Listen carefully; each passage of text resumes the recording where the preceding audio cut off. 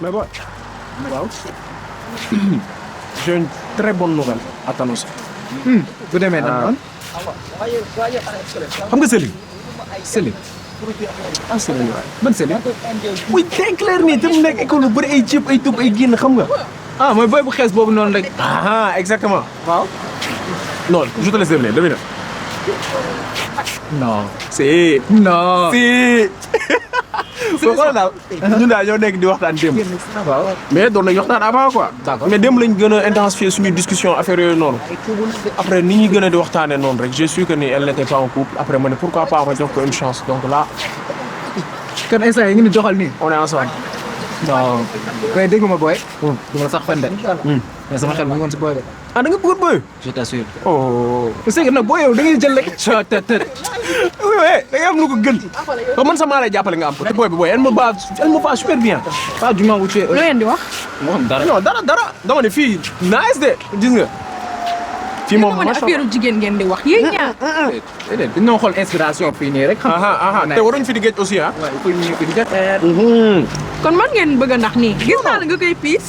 lan laa def waaw de toute façon yéen a xam man damaa am kaa ma leen bëgg a kaa. suba damay dem campus France jël information yi.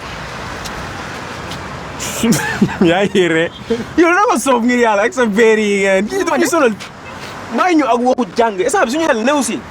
waaye yow da nga sonal awa lu mu wax dëgg la. voilà après ko war a jël bu ñu dëgg. après day compliqué il faut que ma préparer ko déjà présent. ah nga may sot nii yow moom seetaane nga. dëgg rek li mu la wax dëgg la. paysage bu rafet bii ngeen ñuy sonal. dëgg laay aate. loolu kese la amul leneen. waxtaan leen seen biir waaw. wax na dëgg man damaa sonn maa ngi dem.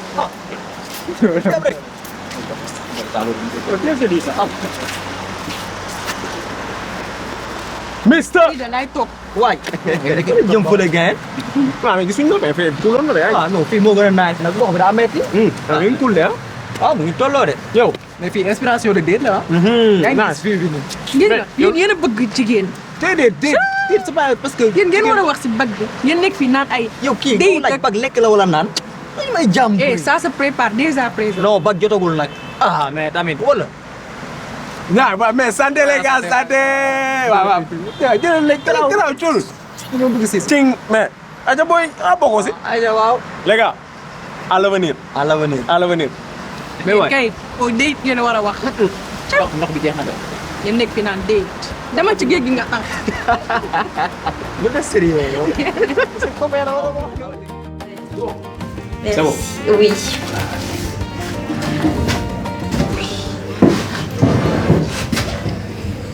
Oh. Bébé. Ici c'est cool hein. Ouais, c'est très chill. Ouais, avec la déco et tout. Dafa rafet. Ouais. mais gars yi mu xam rek. gis nga lu mu rafet. doxul mu dàq la yaa ko dàq. Sérieux? Ouais, je suis très sérieux. Merci encore. Avec ta robe là, machallah. rouge T'aimes noir. bien? J'aime bien. Bu fekkoon yow laa ko bu fekkoon xam naa ne nii ngay def damay def ni yow. Sérieux, tuddee naa la ko. Merci, ngent naa ko. yaa baax ma bot. Mis à part ça, comment s'est passée ta journée? Bah écoute, Bonsoir. journée beaucoup. Oui. Bonsoir. Merci beaucoup. Fais ta commande. Ok. Ouais. Alors, moi je vais partir sur de la volaille, sauce crème herbe de province et à boire. Je vais prendre un détox. D'accord. Merci. Et toi bébé, le gel? Le gel? waaw moom laay xool nii kay. oui nga looy jël yow. Volaille ak détox pour boire healthy. Volaille. Mais prends ce que tu veux, hein. Oui, pas de souci. Détox. Bon.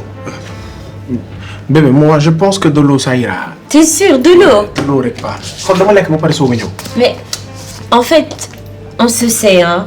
Dieu le ladin, c'est moi qui paye. C'est moi C'est qui toi qui t'invite, paye? c'est toi, ouais. waaw c'est vrai mais grawul quoi xool wuy am sa loxo. da nga fàtte yàgg naa la wax ne la yow yaa mën. May yow. Ah bon. Kon si li nga lekk laay lekk. Ouais, après. De l'eau rek ça ira. C'est comme tu veux. Monsieur Delo. D'accord. Merci beaucoup. Et puis tu disais. Sama journée dafa gudd. xanaa dafa lu liggéey kese. Ouais, mais heureusement t'es là maintenant.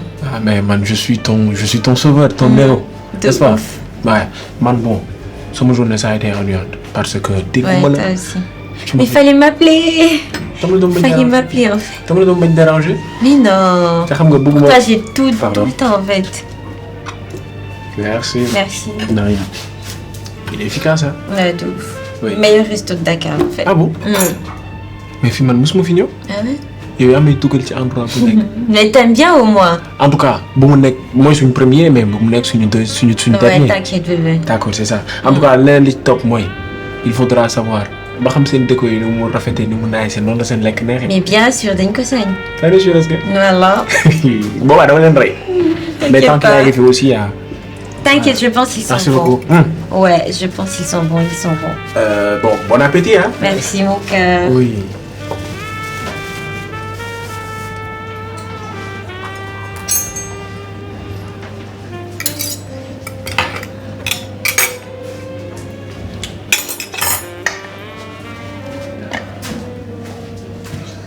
Voilà. Oui, Tu merci peux manger beaucoup. dans mon assiette, hein, bébé. Ouais, man kay maa ci.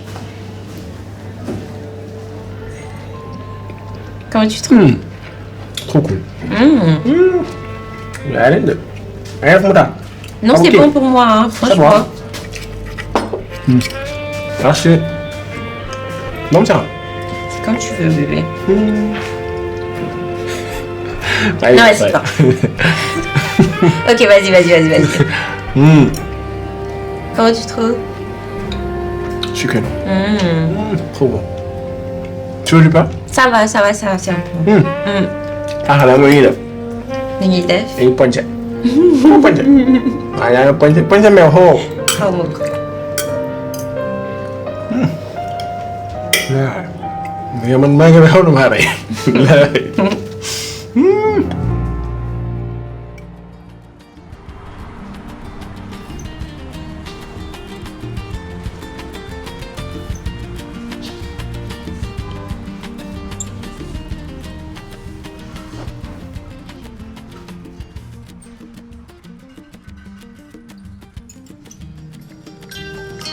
Awa naam yaay. sa téléphone baa ngi sonné am. kuy woote. yaa mel ni sa cousin la de. Samba. waa Awa lii tam lii du passé yow it xoole pli yi lii moom nii lañ koy def. dinañ koy def man maa ngi nii waroon jàngi samay leçon nga passé loo ma pare di ma xas man. ma ne jigéen day liggéey bu baax nag yow it lii du liggéey waay defar sa kii bi sa passé bi yëngalal fer bi madame Comp. mu gën. mun daal xale jaaxal nañu liggéey bu bon rek. Allô Kouz. Allô, cousin d'amour, comment je vais? Ça va et toi. Oui, namm naa la de si loo nekk. yow kay na mooma yow nga dem rek fàtte ma. kañ nga ma ko jógoo. Non, toi tu connais boy, ñu ngi fii nii boy ak liggéey bi des fois tu n'as même pas le temps pour toi. Awa Samba la nuyul ma ko waaye nuyul ma ko. Samba la kay yaay sama yaay mi ngi lay nuyu. nee ko maa ngi koy ñaanal de. nee na mi ngi lay ñaanal dee ko woo nag da lay laajte rek. waay mais nekk dinaa ko woo. dégg naa ko muy kaas foofu rek. ah danga ñëw meer ko bàyyi ko foofu rek. dangaa dem rek fàtte ñu yow tamit. nekk dinaa ko woo tey kay. sinon télévision nag. ah maa ngi ci kawam de. bag bi léegi bu ñëw. yaa koy gérer bu baax. maa ngi koy gérer. ah dagal ñu bag bi de yow moom wóoru naa la. incha allah yàlla baax na. sinon en parlant de révision sax. frais campus français ak VFS duñ la ko rembourser si toutefois ton visa est refusé loolu est-ce que c'est vrai. bah yow tamit cousine ni ngeen bëgg yow ma nag mais c'est évident xam nga lu tax. ay juste frais campus français c'est pour le traitement de ton dossier et yi nga xam ne nag c'est au niveau du VFS c'est pour couvrir sa procédure demande de visa bi pour loolu la en fait affaire yi du juste simple démarche administrative mais gars yi dañoo war a fay pour organiser sa rendez-vous yi gérer ak logistique bi nekk derrière yëpp tu vois. loolu la quoi. ah d'accord donc daal bu ñu boo amul visa lépp da nga koy perte ci zéro nii. bah écoute c'est normal hein parce que tu vois il y a beaucoup de gens yoo xam ne dañuy demander visa di dem def procédure bi te xam nga pour gérer dossier yooyu noonu yëpp ça a un coût loolu moo tax quoi mais sinon ana tonton Modou. tonton Modou mi ngi fi di takk jabar rek. paa bi dafa takkaat jabar. ah gis nga mais waxuma loolu génn ci cadre boobu léegi man bonne solution laa mën a am. Bah écoute, moi je pense que yow déjà jàngkat nga de 1 et je pense que tu as un très bon projet. Donc si ça passe pour moi, logiquement ça peut passer pour toi parce que man foofu laa jaar de toute façon. Comprends? Ah yàlla baax na de toute façon je ne vais pas abandonner hein dinaa def. Voilà et de plus man xam naa dinaa la yónnee benn 50 000 nga continuer sa frais de dossier ah. 50 000 ba nga demee ba léegi yaa ngi soog a am njëriñ nag. yow dafa yaa ngi da ngaa wut a tooñ nga naan la. ah yow duma la wax dara en tout cas merci. Écoute Arnaud, excuse hein, tu peux me passer le dossier là-bas s'il te plaît Arnaud? Bah écoute, cool. Maa ngi si job bi nii bon xam naa prochaine fois on se capte. De toute façon, si tu as besoin de quoi que ce soit, tu peux m'appeler. Yow moom. D'accord, y a pas de souci, ça a été un plaisir de t'entendre. Voilà, bisous nuyul ma mère bu baax ne ko dinaa ko woo. Inch'Allah dina ko dégg t'inquiète pas bye. Samba lu mu doon wax noonu. yaay Samba de nee na dama doon woo pour nemmeeku ma. ci Samba moom de xanaa léegi nasaraan la. yii Samba de yaay nekk fi genre c'est-à-dire di rouler air Samba jaaxal na ma. tanewu la yow boo deewoon yaa koy raw waaye nag kaa ñu wax nag gis nga lii ngi liggéey bi lii du liggéey. xoolal sa passé bi xoolal lem bi xoolal côté bi ni mu ëppee bi. yaay man heure bi damaa waroon fekk may jàng samay leçon bac bi léegi mu ñëw nga toog fii di ma passé. waaw bac bi dong du njëriñ lii itam liggéeyu jigéen la da cee war a bokk nit da ngay mën liggéeyu jigéen. de toute façon man damay dem France donc yii nii yëpp nga may amul sens. même boo demee France fee ne kenn du la passé li yaay passé sa bopp boo solee lii nii dem ci université ba ah ànd ak say morom lii ñaaw na. liggéey dañ koy defar man bàyyi naa passé gi sax. boo demee di sol yére yoo xam ne ni nga ko lem bii dem nii bee dem ne. maa ngi dem jàng sama leçon yow nga nekk fii di ma xas baax na maa ngi. bu dee lii rek mooy njëriñ dama. Approchez.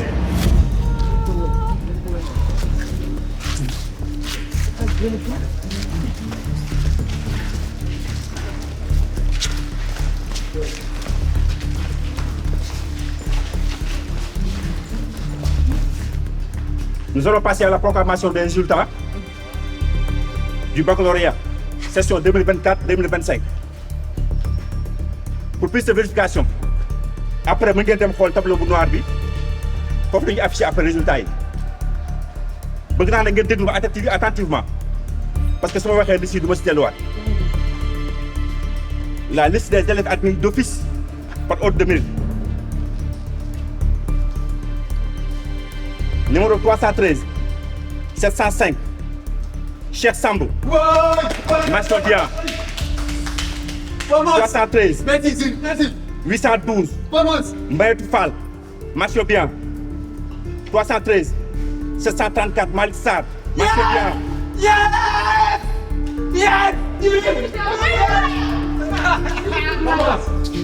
313 799 Djibi Gueye. Mention bien. 313 722 David Diatta. Mention bien. 313 744 El Hadji Ba. Mention bien. 313 836 Amadou Dia. Mention bien. 313 786 Seydina Mohamed Diaye. Mention bien. 313 812 Mamadou Samassa. Mention bien.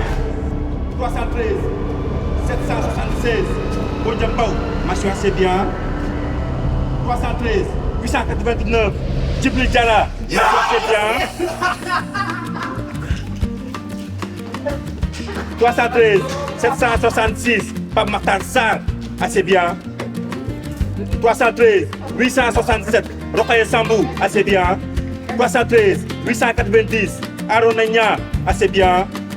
313 766 Issa Pouy. Passable. 313 712 Awa Ndiaye. Passable. 313 777 Ndiaga Dafé. Passable. 313 739 Mor Ndiaye. Passable.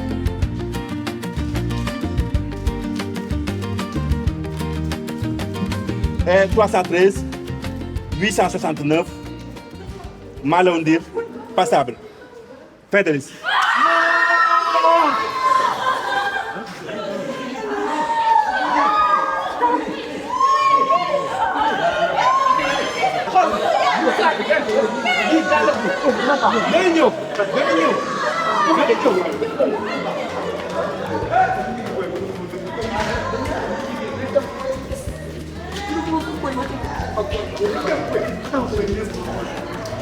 Bonjour président.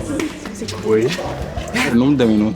Yes boy. Yes mais nañ xool nag si c'est confirmé wala boy. Yes boy. C'est confirmé boy. C'est-à-dire mais résultat yi dégguma sama tur.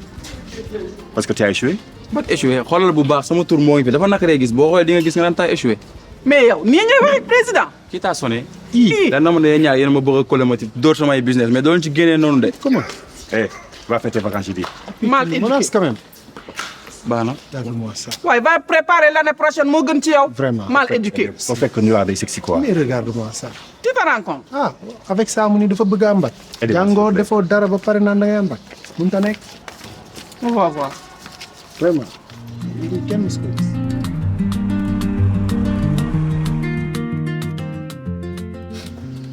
Maman. Maman. waaw awa. kon yaay fii toog. maa ngi koy fii. damay dem plage mooy sortie bi ma la waxoon man ak sama xarit yi. fàttewu ma ko de waaye awa sama xel dafa dalul. yaa yow tamit. xam nga yaa ngi door am bac te à chaque fois ay musiba foofu lay ñëwee cat dafa gaaw. waa léegi rassure-toi man sanguwuma de damay dem pour féexlu kese. man xam naa ne mënoo sangu xamoo ndox fais très attention ma chérie. t'inquiète pas yow tamit. xam nga toujours ñi am bac à chaque fois bu ñu ne dañu génne balade ak seen morom dem place ci la yenn musiba yi di leen dale xam nga looloo tax toujours sama xedu dal. waaye tu as raison mais danga may ñaanal rek nga dénk ma yàlla yow tamit. man kay maa ngi ñaan fu ma toll awa maa ngi ñaan fu ma toll mais nag une chose est-ce que yóbbaale nga ndox. non Jibril ne woon na ma dina indi glacière. léegi xaar ma ne. waa foo jëm yow tamit. xaar ma ñëw bul dem de. li dëgër bopp yëpp yow xel mi jaaxal.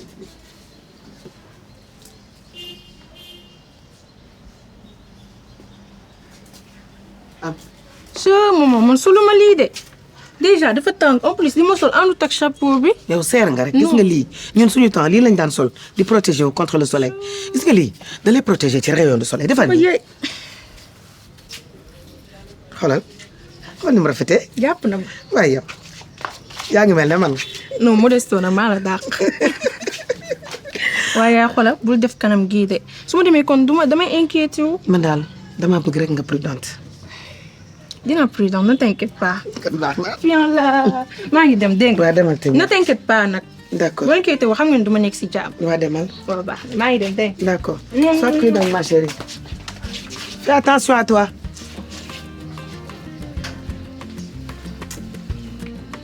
bàyyi naa la de waaye sama xel mi dalul géej moom bëgguma ko dara cat dafa gaaw ma raxasu rek mën nga cee lab ma dugg raxas samay tànk rek mën nga cee lab waaye yàlla baax na. mooy jigéen dañu mën tardé. waaw ma ko wax ba sonn. c'est vrai danaa sonal sa copine Awa quoi xam naa daa jàpp rek. waxuma loolu la booy. booy dem gil bi. waaw. ah bëgg na la de. kenn si mooy booy boobu. bon. jox naa numéro de bu la woowee rek xawal ni moom. mu woowee du ma ko jël de. ay Awa. naka mu. c'est kon jaaxal ngeen ma quoi. ma laaj la benn affaire booy seetlee ba pare yéen jigéen ñi lan moo tax rek lan ngeen mën a tardé. yow Jibi da nga am loo wax da ngaa fàtte démb ñun ñoo taxaw man ak Malick ci bus bi di la xaar. su koy bàyyi la Awa. yow da nga sonal Awa si boppam xaaral ma jox la lool naan. man bisaawu ngi nii. commencé ma yow ñoo far. ah da nga sonal Awa trop booy. mais gars yi. yeah. blague à part ah. mais gars yi yéen a ngi réaliser. waaw. on est bachelier. ah gis nga de. bachelier. on l'a fait. oui imagine monsieur Ndiaye suba teel. contrôle surprise yi devoir yi. kooku kay ñoo ñun ñoo ci génn nii rëcc si nii laa jeex na. yow monsieur Ndiaye rek. yow 8 heures. bala maa dee mu naan si vous n'apprenez pas ce n'est pas de mon problème l'université ne va pas vous attendre. te man baa boobu man li ma jaaxal si moom mooy balaa maa dee xoolal naaj bi lu mu tàng baa bi da lay solal ay baa yoo xamante ne minimum dina àgg ba si baat bi laa lay teg non dafa garaaw lu ma lay wax. non monsieur Ndiaye benn affaire la. waaye mais nag xoolal d'une part wala dëgg de. moo gën université xaaruñu te nii actuellement il faut que ñu def dara. Pour man moom ne t'inquiète pas. Man je suis déjà en route pour Lille. Ah bon? waaw gis naa ay vidéo foofu. Il y a le froid mais il y a surtout la chaleur des ambitions. Lille yow pare nga pour dem si seddaay boobu noonu. À 100%. moom bàyyi ma fii rek bàyyi ma Dakar laa xam. Dakar kay. xam nga li ma la wax nga noonu. Boy. maa yéen bokkuñ sa gis-gis. ah ouais. buy man samay gént buy Paris rek laay gis. imagine nii rek pont bi pont neuf ma yegg ci kaw mii touriste yi ñëw ma leen di jaay bisaab ñu ne ma monsieur du bisaab ma naan leen bisaab bu xonq wala bisaab bu weex je suis là. te nag effectivement da lay jàpp sax. bu ma neexee ma jaaree was naa leen tey citron à la mode. kaa ñu tey citron miel la ndax bu sa fi ñëw. kaa ñu waxtaan dëggantaan. oui. sa dossier campus France bi commencé nga ko au moins. bon commencé naa ko mais man moom xam nga ko ba may def nang rek yaakamtiwuma ko quoi. mais booy kaay ma wax la nag gis nga affaire yi da nga koy jël bu njëkk parce que man mii ngay gis nii def naa inscription bu yàgg yu gàtt j'ai déjà géré ça depuis. Djiby très sincèrement nag am nga capacité il faut que tu fonces. mos quoi. c'est la moindre des choses à faire. dinaa ko def dinaa ko def.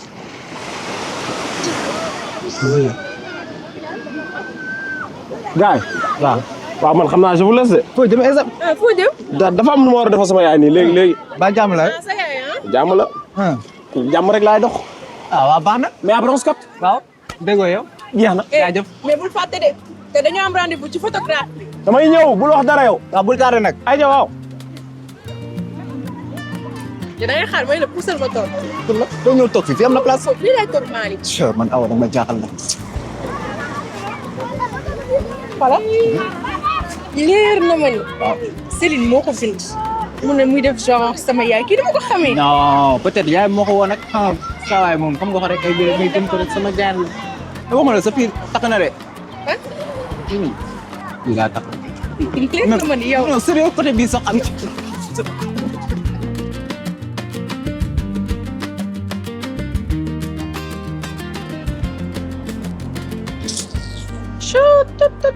fils da ngeen di photo. tonton Ba ñëw dafa am ku ñuy xaar. pardon sama benn copain la ñuy xaar. wala maa ngi koy woo sànq ba léegi jotuma. sama heure wàcc moo jot. ba léegi leen sonné da ngeen di photo.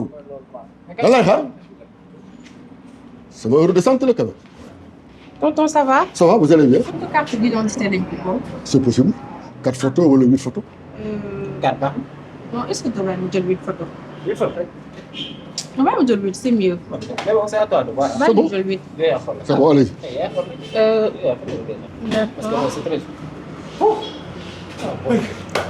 D'accord. Djibril xanaa gisoo samay appel. beneen labo bi laa jiitu avant ma ñëw fii.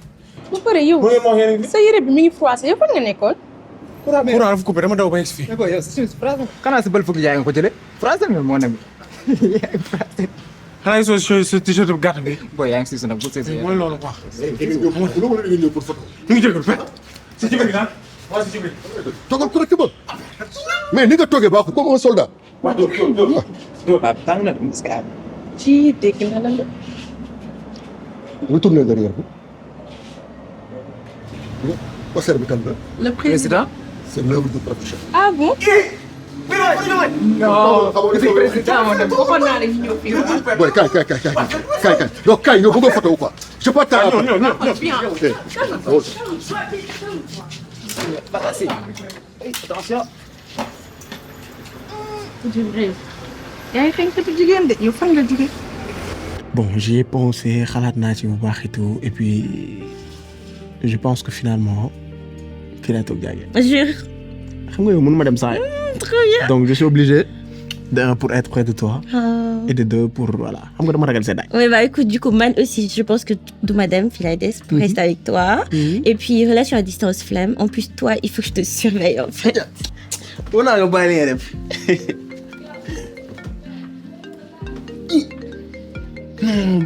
Ah ouais, merde.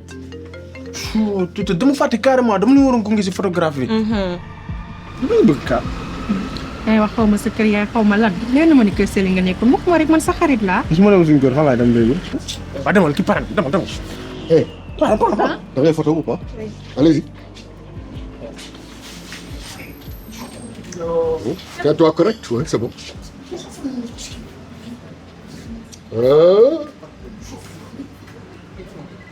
C'est bon. Voilà. Ok. man la.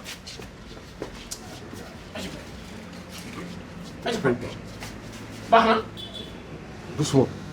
Mais doo tey. baax. Voilà. baax na. ayca père. yow rek. jaajëf. yow teewoo dara. merci père. léegi fa nag. En l'instant bi. waaw li ngeen bëre. Non non xaar leen door. waaw boy. Alpha. kaay jël carte mémoire tiiral booy seen photo ñu dégage quoi. Oh xale yi.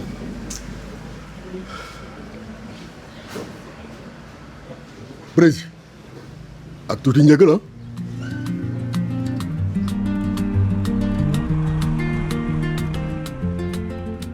ak sa bac bi nga xamante ne da nga ko décroché lan nga bëgg a def. ah yaay mooy li ma lay wax léegi rek man daal tukki laay dem France daal laay dem quoi. France. loolu rek laa bëgg dem Paris. yow dem France si nan ak loolu kañ lay doon ak fan nga bindu. yaay da ngay nax yaay. da ngay nax yaay man maa dem campus France def sama entretien xam nga ñu ma ñëw ñu taal ba kilim xam nga moom dama waane ma doj fa entretien bu garaaw.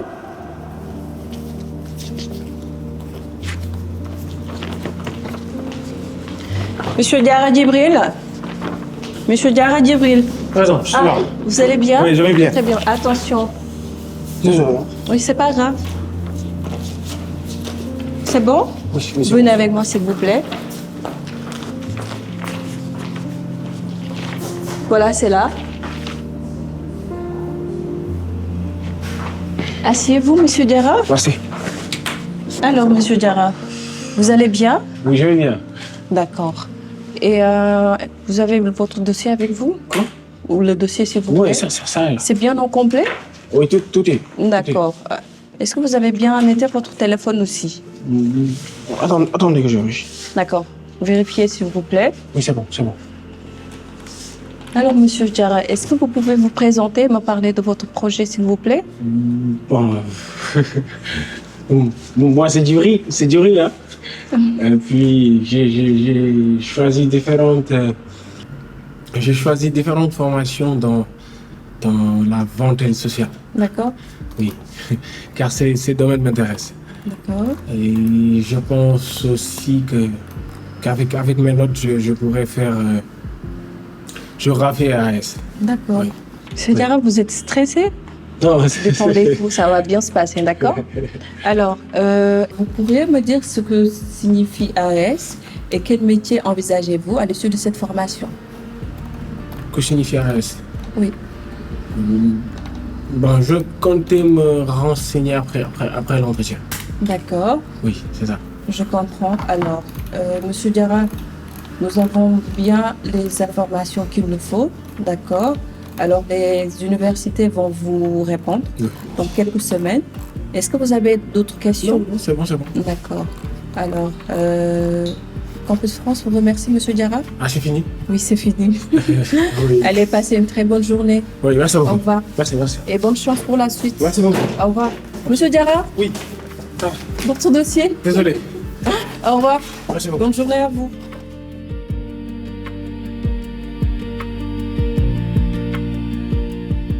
entretien bu garaaw.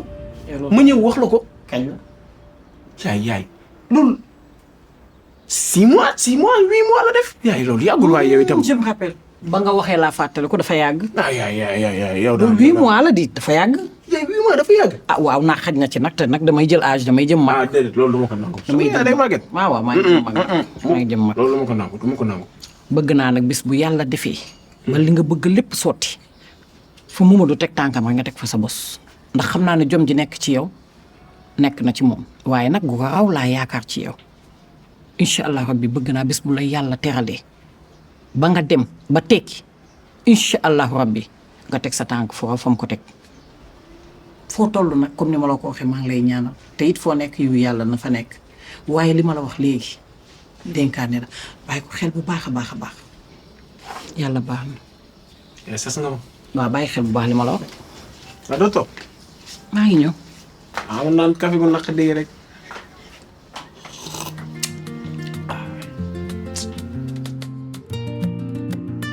Est-ce que je peux avoir vos dossiers, s'il vous plaît? Ok. Bonjour monsieur. Bonjour monsieur, vous allez bien? Très bien, et vous? Oui, ça va, alhamdoulilah. Alors, je crois que tout est au complet normalement. Je peux avoir dossier, s'il vous plaît? Oui, effectivement. Merci. Je vous en prie. Ok, c'est bon. Ça, c'est... Parfait, tout est au complet. Merci beaucoup. Ça, c'est pour toi. C'est le photocopie. Merci. Bonne chance. Parfait, tout est complet. En tout cas, je pense ne pas avoir oublié un seul document. T'inquiète surtout pas. Merci beaucoup. Très bonne journée à vous. À vous aussi, bonne journée. Merci. Merci.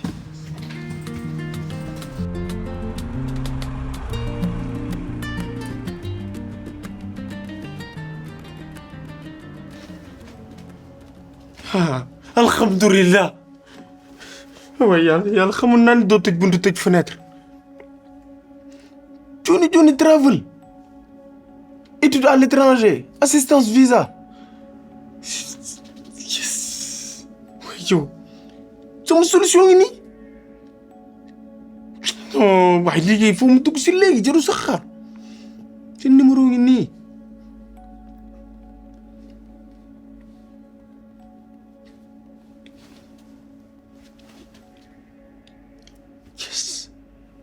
Yes! Très bien! Très bien! Oui,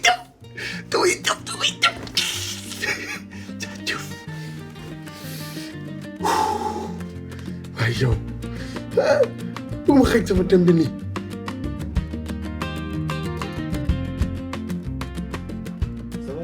oui déedéet ça va yaa ngi si jàmm baax. C'est comment ça? man la Jibril. man la doon wax. yaa war a ñëw sax. man la kay. D'accord Djibril. Bah bienvenue hein. Merci beaucoup. Johnny Travel. Merci. Mais Djibril yaa nga ñëw de. xam nga rek. Alors dis-moi xaw naa jeter un petit coup d'œil ce dossier. Comment s'est vraiment passé cet entretien bi ak waa Campus France? Pourquoi ils t'ont rejeté waa Campus France lan moo tax qu'est-ce qui s'est vraiment passé? Explique-moi. waaw man kay xaw ma nu mu demee quoi. mais Djibril sa xel dal na de suba le dernier délai pour soumettre sama lettre de motivation mun ma fexe ba defar ko. sois sérieux booy. xaaral loolu méttiwul vite fait laa koy defar sax. non méttiwul. lettre de motivation kese. je vais montrer que je suis motivé. je m'appelle Djibril Diarra. je vais en France continuer mes études. moo ci ëpp solo étude. École parce que on a des opportunités surtout. Motivé, voilà. Réussir. Ah, je pense que c'est bon. Ah, en tout cas daal naa soumettre rek. baax na baaxul loolu yëpp su ma yeggee entretien naa ci xam dara. te déjà man je suis bien. je m'exprime très bien. su ma ñëwee laaj ak tontu la mënuñ ma fi laaj dara loo xamante ni daf may jaaxal. comment tu t'appelles? je m'appelle Djibril xam nga. c'est bon te déjà rek présence doy na motivation. waaye c'est bon baax na. pourtant man def naa li ma doon def yëpp de. déposé naa samay dossier joxe naa lépp. dem naa rendez-vous yi li ma laaj yëpp def naa ko. mais xaw ma dama benn université nangu maa jox acceptation. kenn nangu maa jël. léegi à propos des universités lan moo tax ñoom jëluñu la daal c'est quoi le problème loolu laa bëgg xam. waaye man kay parce que su ma juumul bi ma xoolee sa notes yi quand j'ai jeté un coup d'œil tu as eu de très bonnes notes ay notes yu baax nga am. moom laa lay wax nii notes yu baax laa am notes yu baax man xam nga kay Campus France c'est toujours comme ça vraiment mais bon xam nga ñun waa Johnny Travel dañoo am ay partenaires ci monde bi. am aura ci wàllum voyage. gis naa ko sur réseaux sociaux yi kay. waaw looloo tax nga ñëw fii ah. mooy publicité bi nga gis. gis naa donc ce qui veut dire que on travaille même avec plein d'influenceurs ah yoo xam ne gëm nañ ñu bëgg nañ ñu ñuy defal franchement pub. man kay xoolal ji nga dama sacrifier ñëw fii fu ne laa dugg di laajte rien que pour xam fi loo ma wax kay man fu mu ne nii boo bëggee mën naa ñëw chaque jour kay. léegi yow dama la laaj benn question qu'est-ce que tu attends de nous. dem rek. dem fan. France dama bëgg dem foofu jàngi dimbali parents yeeg yëpp kay. d'accord mais aduna loo gis il faut un prix à payer donc déjà on a l'habitude de le faire à New Year comme yow nii il faut que ma remuer partenaires yi yëngal leen gësam tuuti xam nga rek déjà gars yi ñoom dañuy tàmm di fay 9 millions mais pour toi gis naa sa note te xam naa ne suñu la jàppale ñu di nga dooni cadre suba dinañ la ko defal ba 6 millions francs CFA y compris les frais d'agence da nga may déglu booy da nga may déglu 6 millions waaw chef ngir yàlla yow dimbali ma c'est le prix à payer wàññil ma ko man étudiant la man fan laa jëlee 6 millions monsieur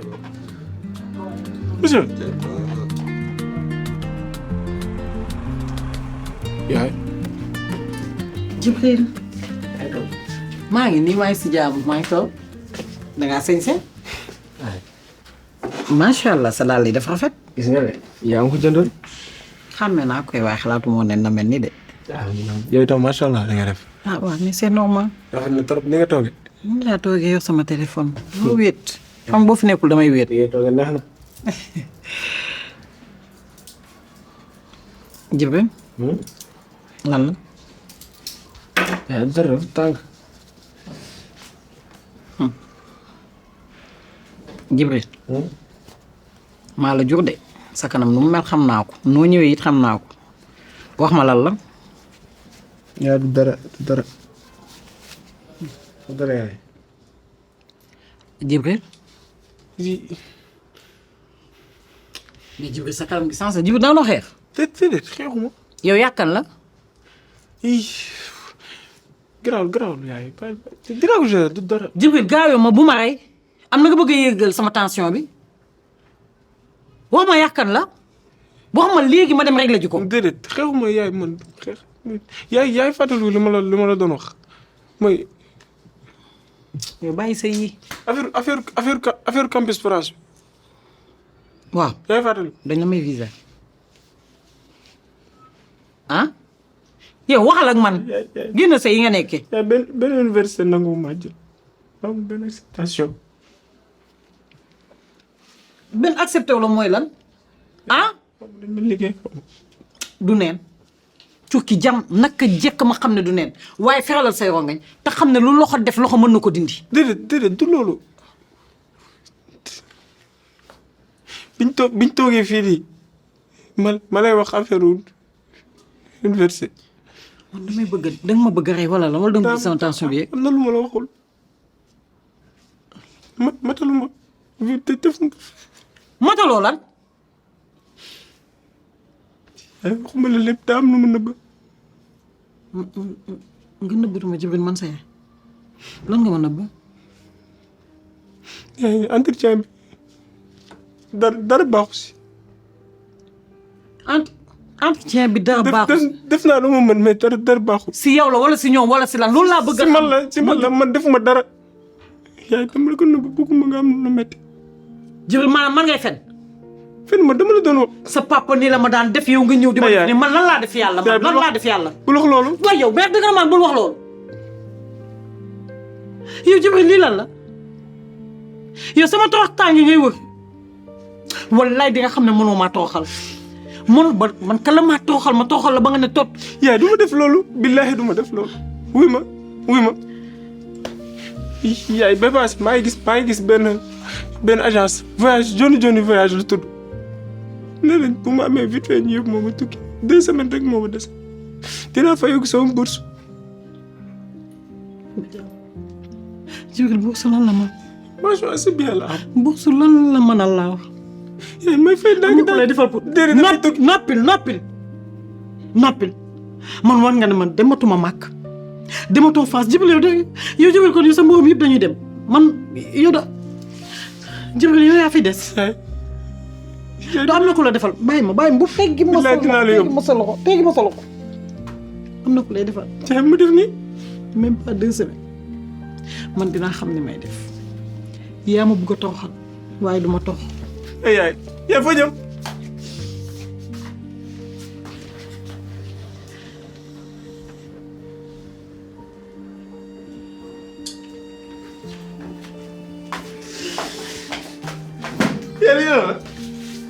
Jibril tijji valise bi. yaay lii say bijoux la. tijjil valise bi Jibril xool ubbil valise bi Jibril bu ma ko Jibril dama lay rey de ubbil valise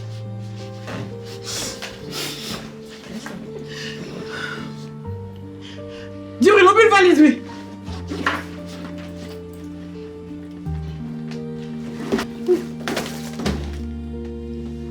lii maa ko moom lii maa ko liggéey Jibril liggéeyu ma sama ñàkk laa ko jënde dangay jaay doomaram wallaay su ma xamoon ne nii nga mel ba nga juddoo laa lay xoj ci lalu hôpital Jibril man ngay jéem a toroxal lii lépp dinaa ko jaay ba ci bii ma takk du ma bàyyi benn wallaahi laa sim di nga xam ne boo dee doom juy toroxal ndey yor nga ndey ju dul toroxal doom imbécile dëgg nga doomaram dëgg nga Jibril doomaram nga aw ma lenn lu may wax ak yow bàyyi ma Jibril bàyyi ma bëgguma laa def lu may rëccu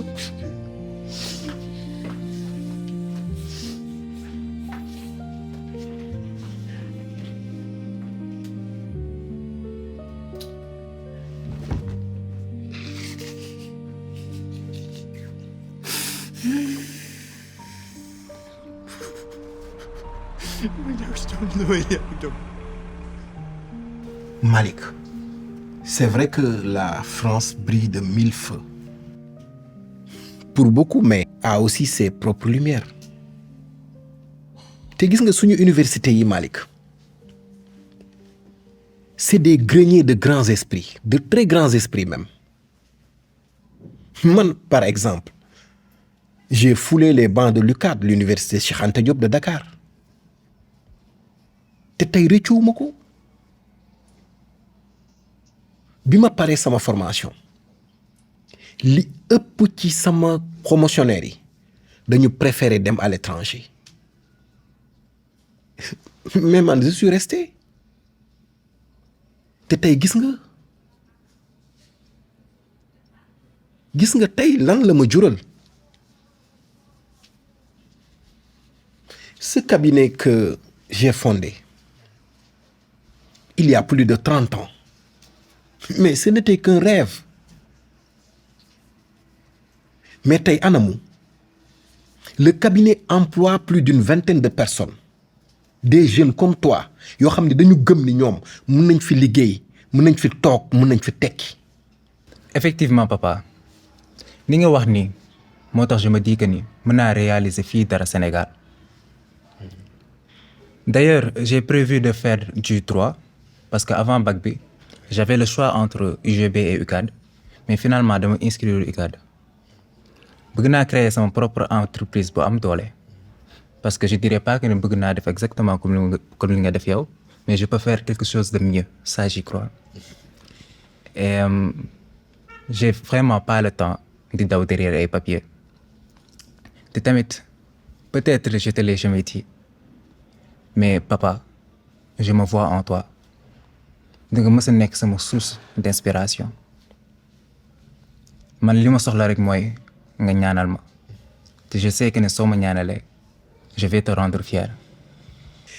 En tout cas je suis fier de toi te bi nga ma waxee ni da nga bëgg a créer boîte ça m'a rappelé que tey boîte bii ma créé j'ai défendu des milliers de dossiers. J'ai permis à beaucoup de familles de récupérer leurs terres yoo xamante ne bi ay samba booy ñoo ci tegoon loxo. J'ai aidé des entrepreneurs à monter leur propre entreprise. Te tey su ma leen di gis ñu évoluer pour moi c'est une très grande fierté. Donc loolu nga bëgg a def dinaa ci fier trop te kontaan naa ci bu baax a baax. te itam nag da nga war a xam ni sens bi nga am jàkkaarloo ak man ma lay digal ngay def di la tere ngay bàyyi ñu bëri amuñu sens boobu donc c'est une opportunité boo xam ni da nga ko war a saisir def ko sa cheval de bataille pour ton futur. Tchè souvent je me dis que ni ñi xamante ne ni amuñu papa boo xamante ni comme yow nan la ñuy def seen àddina. Malik yàlla bi nekk ci kër gi moo nekk ci beneen kër te itam yàlla boobu am na beneen yàpp bu dul keccax. En tout cas, comme d'habitude, ce fut un réel plaisir de partager cette discussion avec toi. Merci beaucoup, papa. Tu es une fierté. Merci beaucoup, papa. Merci. Bon, à tout à l'heure. D'accord. Voilà. Yeah, Djibril. Waaw ça va. Emile. Boy fan nga newoon. Ah boy. Wala woo ba tas. Moment boobu may waxtaan ak paa bi nga may kàddu carré rek ba jàmm la. Et puis yow sax yow la nga ñu dee. Chimie. Fii saa yi mu fi ñëwee damay kontaan tellement dafa rafet. Selfie rafet na. dafa changé par rapport ak temps booy. Dafa sa koñ neex na de. loolu. mais boy fii tey nekkul tey laa fi mujj de dama fi ñëw tout le temps léegi sa koñ dafa neex. ni ngay gisee nii de guddi doo fi am accès gars yi dañ koy tëj. tëj je t'assure. mais bañ nekkee xale dañ daan ñëw fii di foo mais daawuñu ko tëj pourquoi ñu koy tëj. ah xaw ma de mais les temps changent xam naa je sais pas. ok daal la ngay reeb sonn waxuma loolu ah. oui. fàttali nga ma fan yëpp maa lay bëgg laaj bëgg xam jëm naa la woo quoi mais après sax dama ni sama xel moo ci génn. yow maa jàmm sa entretien beeg affaire yooyu foo ci toll. ci sama entretien bi fàtte naa leen kaa. bon premier jour bi dama dem pour jëli information yi nan laa war a def fan laa war a jaar. merci. allez bonne journée.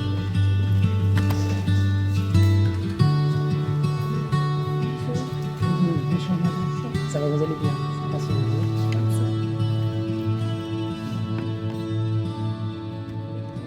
ma dem foofu agence bi rafet macha allah Campus France dafa rafet.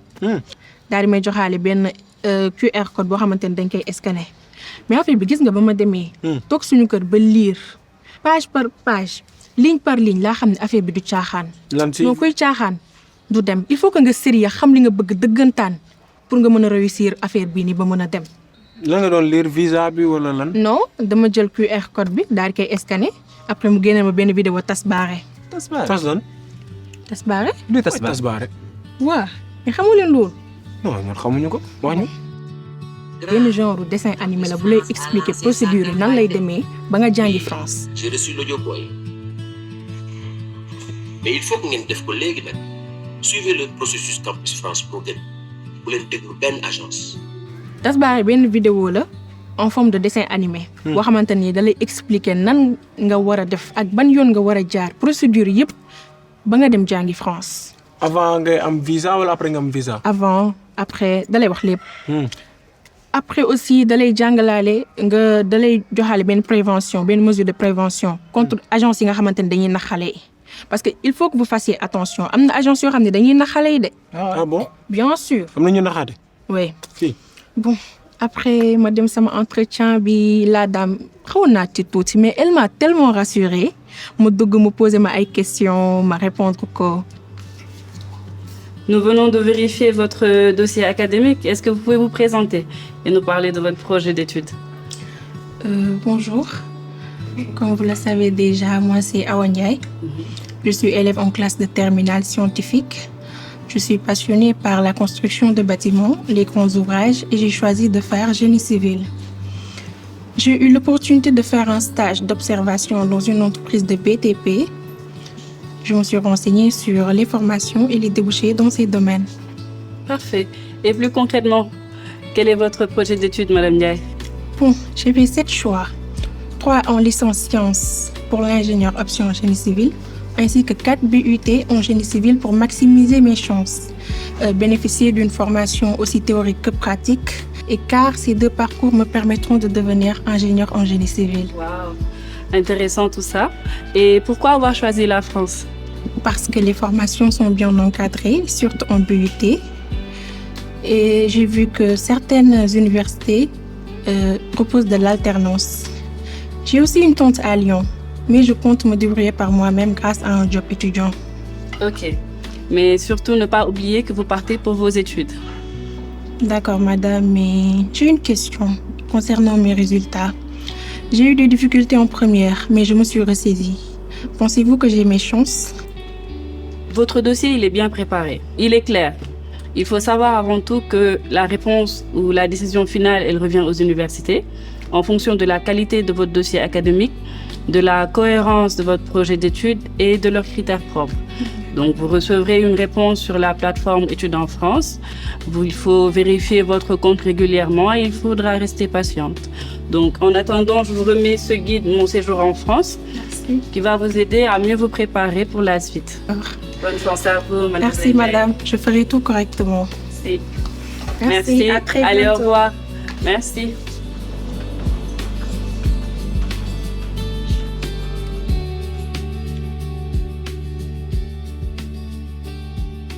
affaire bi daal ça s'est super bien passé. waa Djibril yow sànq ba léegi man ak Malick ñi ngi wax rek mais yow waxoo dara yow fan nga toll da ngay dem da ngay toog on sait rien de toi da ngay nëbbatu rek wax ñu. mais nëbbatuuma d'abord dama kontaan si yow instant bi dem rek ci des. ah merci te moom nga nekkoon plage naan waaye su ma demee Paris xaw ma ataaya bisaab wala waas. finalement. waaw mais bu leen fàtte xam ngeen man la Djibril lu ma dugg mën naa cee génn bu leen déglu samay wax de. mais bon loolu moom mooy maanaam xam nga bi paa bi gaañoo ba léegi nii maanaam daal mère bi dafa xaw a wéet quoi yaa ngi comprendre donc nii man la fi am pour ma wéetali ko te waaw suñu loxo jotu suñu ginnaaw daal yéen a ngi comprendre donc je pense que toog fii jàngee fii mooy gën xam nga wéetali sama copain. oui quand même. yéen boo leen demee bàyyi ma fi lan lay def. mais attendez yéen kon vous êtes sérieux nii. da ngeen maa nar a bàyyi man kese ma dem ba France yow man mi amoon espoir ni yow dinaa ànd ak yow sax au moins nga wéetali ma foofu Djibril mais ko yow tu es sérieux nii. je suis sérieux yow xam nga yow moom sama waay nga yow tu es ma sœur n'est-ce pas. oui ça c'est vrai. bàyyi ma ak sama ànd ci lépp. donc. ba après dañ lay fekki. waa espérons. naan naa yow demal def li ñu defagul tam. Inch'Allah. mais de toute façon ne vous inquiétez surtout pas. ni ma bàyyi ak sama copain fii nii ñu gérer Sénégal dinañ tekki fii. ak loo leen mën ci def daal de toute façon man dem rek France rek.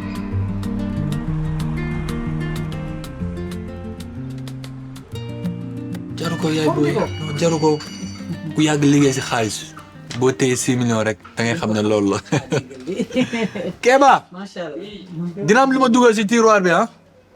waaw de la part de la famille Diarra ah. léegi yaay booy xam na la ñuy def soxna si baal ma de maanaam naan yaay booy. te maa ko man je respecte les femmes. waaw jigéen ñi ñoo suñuy yaay. waaw billaay dëgg la. waaw léegi boo wàccee di nga jaar si kees bi. ñu defal la décharge wane que joxe na 6 millions. à Johnny Travel. par contre nag moom il est venu tardivement. mais xam nga àdduna lépp link la. te suñu link yi ñu am suñu collaborateurs yi ah. dinaa def le tout ba nga xamante ne dina am nag université privée parce que dafa yéex a ñëw. waaw université mais bu baax daal. bu baax biir France. loolu waa Johnny Travel dina la ko defaraat. ok waaw donc nga jàppal ma si bu baax. parce que aussi papaam dafa génn àdduna man la fi nekkal maay ndeyam maay baayam maay léppam. bis ni ki tey daal def naa la baayam waaw. doomoo ko yàlla baax na. am na pap waaw na sa xam daal mère am na pap am nga xarit yow. incha allah donc dinaa leen woo suupa. dinaa la utal le plus rapidement possible benn rendez-vous VFS. comme ça ngeen déposer avec un document bien complet. nga xam da ngay dem rek dugal ñu lii la incha allah. dégg nga yaa ko souci Djibril. na sa xel daal yaa ngi na sa xel daal dégg nga macha allah.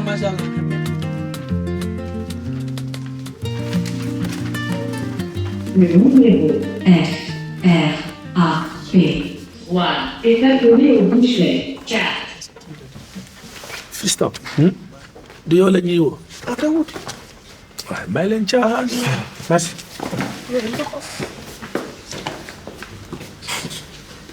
Bonjour. Bonjour monsieur, vous allez bien? Oui, je vais très bien. Moi, c'est Djibril. Je viens de la part de Johnny pour le dépôt de mon visa. Je peux avoir votre dossier s'il vous plaît? Bien sûr, ça est là. C'est au complet.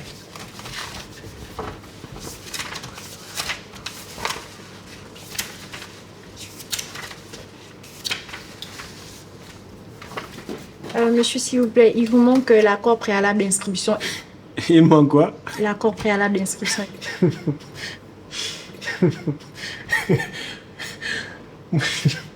Madame, vérifiez bien. Tout est là. Je viens de la part de Johnny. Vous connaissez, n'est-ce pas? Non, nous ne travaillons pas avec les officines. Ça ne se passe pas. D'où vérifiez-les? C'est vous qui décidez. Hein. Voilà. déposez. Bu fekkee am na problème agence bi dina ko régler. D'accord, monsieur.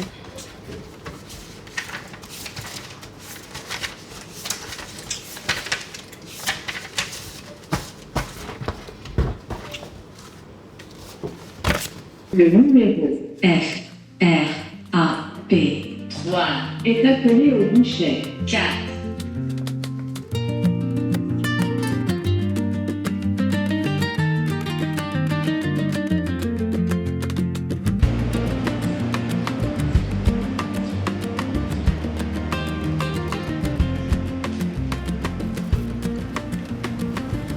Allô, John.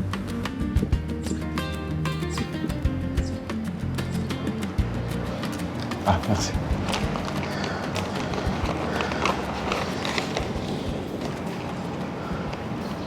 Bonjour.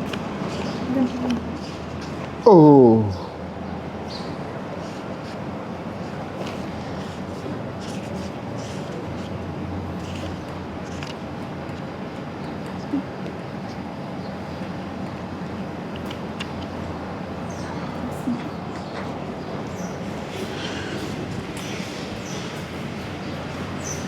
Salam. C'est Basir. waaw baax na.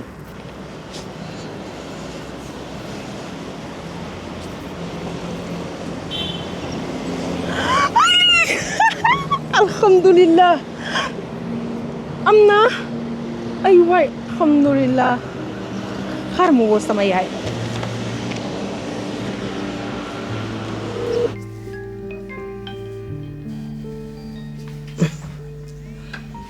allo Awa.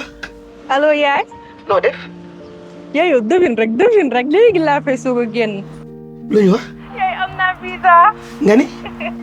et je te jure instant yii dama kontaan oh my. ay alhamdulilah sant yàlla. wala maa ngi nii di ñëw kër ga léegi ñu ñaañu feeteen doo ko. jox waaw baax na waaw. damaa bég di waaw baax na maa ngi lay xaar boo ñëwee ñu wax ci waaw ay yàlla ay lii yàllaa ko moom sant yàlla alhamdulilah ay sant yàlla ay sama doom ji la ilaha illallah ci ay waa ji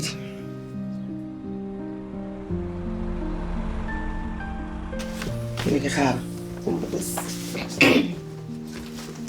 xoolal lii. yaay nag yaay waaye lii nii mooy lan tamit lii su ma ko dugalee fii ma dem ba aéroport ñu téye ma man fan laa jëm. kan moo lay téye. yaa xam nga lii du jàll waaye. ah day jàll kay lii xoolal laajal sa cousin bi muy dem dañ ko dugalal ci valise am lii garab la boo jëlee avion bi yegg foofu boo tooyee lii ngay yëngal def si ndox def si frigo di ko naan lii ceeb la xam nga ne mos boo gisee mbaax moom nga war di naan pour raxas sa yaram. defal nii dañ koy dissimuler nii ci biir yére rek nag. de toute façon j'ai pas le choix. ah tu n'as pas le choix range ko foofu. sama yaay range ko kenn du ko gis am dugalal bii foofu yëkkatil foofu. ci man sama yaay. waaye léegi bii mooy banati moom. lii lem la xam nga ne lem dafa baax ci xel diwtiir a ngi ni léeg-léeg boo sonnee ci lekku nasaraan yi nga def sa ñànk tang sa diwtiir du dëgg. sama yaay man jaaxal na ma. noonu. non. yaay yow tamit yaay boo defee nii man nan laay def yaay. yaay yow tamit nag yaay bul jooy yaay man boo jooyee man nu may def yow lii ñu koy ñaan ay at te yàlla réaliser ko kon te dangaa war a kontaan man boo defee nii li may dem duma ci xam dara. ay yaay bàyyi ni ngay def waaye s'il te plaît. damaa xam ne fompa sarangoo ñii s'il te plaît. damaa xam ne bi ngay xale ba léegi ñoo nekk mosuñoo tàggalikoo tey ma lay xool may fàttali ba ngay def say ma lay préparer sa sac tey ma lay préparer sa valise ngay dem à des kilomètres. loolu dëgg la yow da nga daan yow fii 3 heures du matin yaay di ma ñaanal rien que pour sama réew. ndax dinaa la gisaat. di nga ma gisaat incha allah loolu moom bul ko wax loolu yaay calme-toi s'il te plaît. man boo defee nii man nu may def s'il te plaît noppi bàyyil jooy yaay.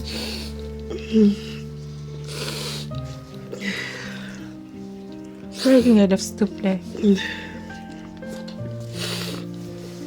Faut que ça rengogne, c'est bon. Calme-toi, dégg nga. D'accord.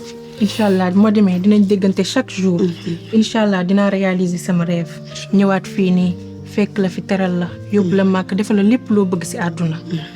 dégg nga bàyyi sa yow tamit nag tu dois être contente. ngay dugal yëpp jeex na. waa jotal ma sama photo bële.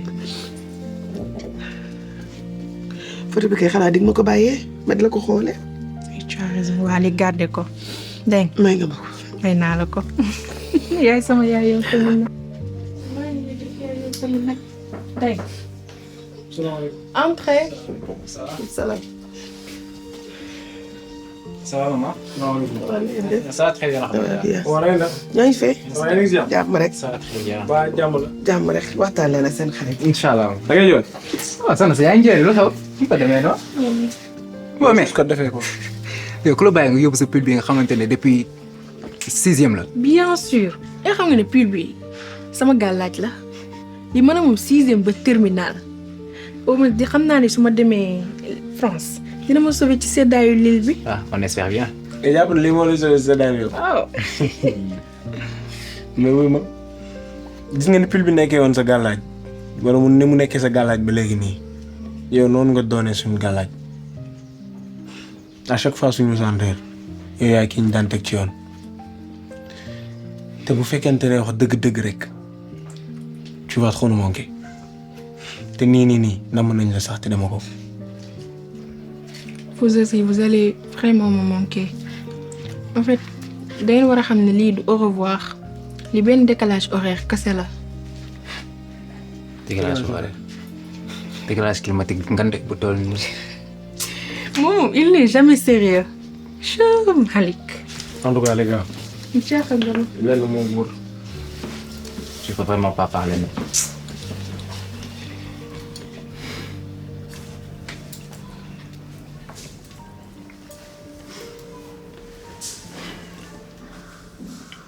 gis ngeen ni ñu booloowee nii xamuñu kañ lay doonaat mën na nekk benn yoon mën na nekk ñaari yoon fi léegi ci kanam mën na am sax dootul amati. waaw. donc li ñu def nii c'est symbolique. ouais je sais pas nag mais j'en suis sûr et certain que nous tous nous allons réussir. Inch'Allah. muy yow muy man toi aussi mon frère. Inch'Allah. dama bëgg a wax ni que un jour xaw ma kañ lay nekk mais dinañ toogaat ñun ñett ñëpp ñu tase ñu jàppante loxo ni ñu ko jàppee nii. Inch'Allah. ñu rejoindre sa parole. mooy xam nga lan la ñuy wax on a tous réussi te on va le faire. pour l'instant yow yaa jiitu foofu yow demal nga def li ñu defagul demal nga réussir te bul ñu fàttali nettali dara loo xamante ni rek dund nga ko. tu as intérêt.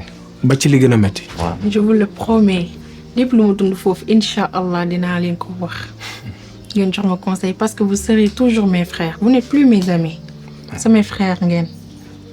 ça c'est sûr. dama jàpp ni ñun ñett ñi ñoo bokk ndey ak baay. ce que vous représentez pour ma vie c'est quelque chose de symbolique duma ko mës a fàtte. Inch'Allah ni ñu jàppee suñu loxo yi nii un jour viendra dinañ jàppee waat nii suñu loxo. te boobaa xam la ñuy wax. nous avons tous réussi. ouais sûrement. à réaliser nos rêves. bu leen fàtte yéen aussi ni may demee foofu pour réussir pour réaliser samay rêves yéen tamit ni ngeen toogee fii def leen lu ngeen mën ak lu ngeen mënoon pour réussir te boobaa xam la ñuy wax on a réussi. Inch'Allah. On a réussi à réaliser nos rêves mais on a réussi à se rencontrer de nouveau à partager cette belle amitié. ouais. on a réussi. ouais c'est ça. Nous avons réussi. Je vous informe mes frères.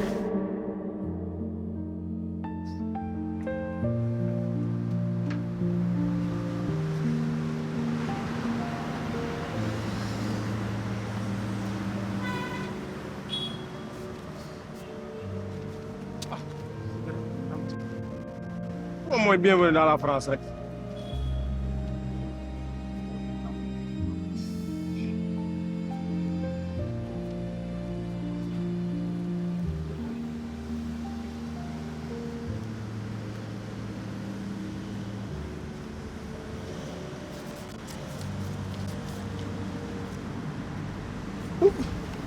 amul visa.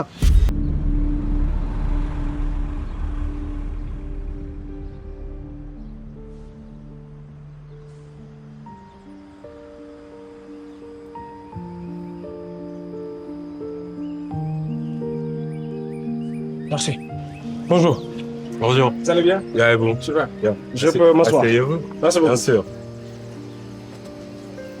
Bienvenue à la journée porte ouverte de Campus France. Merci.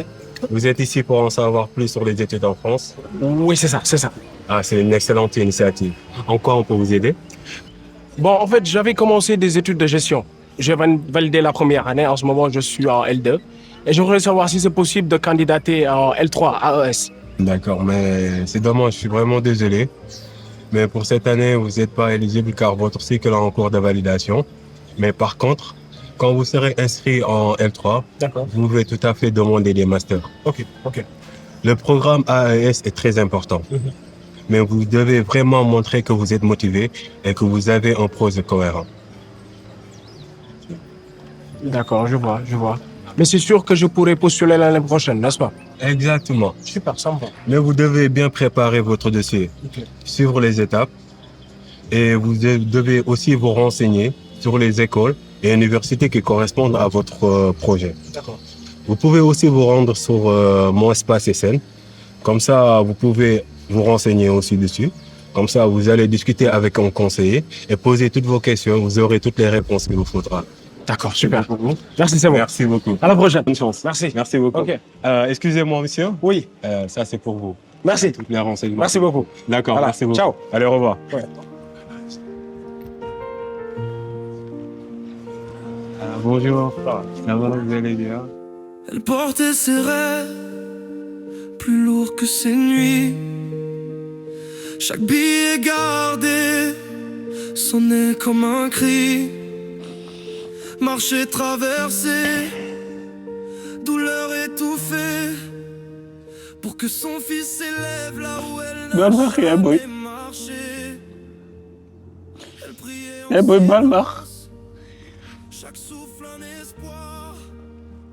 Elle voyait dans son fils Mon frère, la lumière d'un soir. gis nga de àddina ngi ni dans la vie tout est éphémère. C'est vraiment très dur de perdre un être cher, surtout yaay nga xamante ni si xol la sax. Donc su demee rek c'est comme si une partie de toi lañ enlevé. Djibi dama bëgg nga dëgër car on en a besoin pour le chemin de notre réussite. Je te connais nag dangaa rëy mais benn affaire rek laa lay ñaan dama bëgg nga defal sa bagage yëpp tu viens vivre avec nous. amuñu yaay de waaye am nañ papa te inch'Allah après notre réussite man ak yow tànk ak tànk mbagg ak mbagg ba fii nii et on va raconter à notre mère comment on a pu faire pour réussir. Mon frère, sois fort te inch'Allah suñ ko defee je pense que moom mii dina taali noppil allons-y.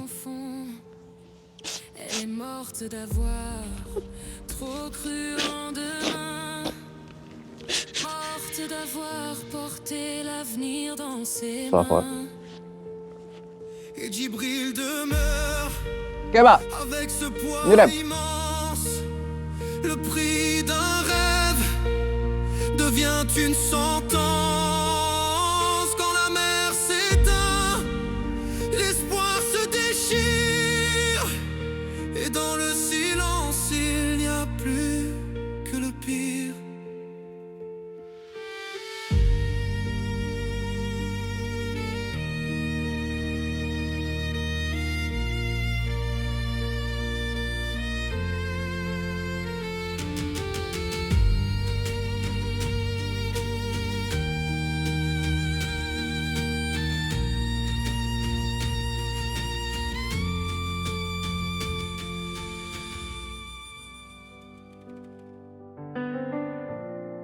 Yeah. C'est l'histoire de trois amis. Un rêve, un billet, un horizon. Mais à quel prix? Le prix du rêve. Djibril, Malik, Awa, trois cœurs, un même chemin. Le bac en poche, les yeux fixés vers le loin.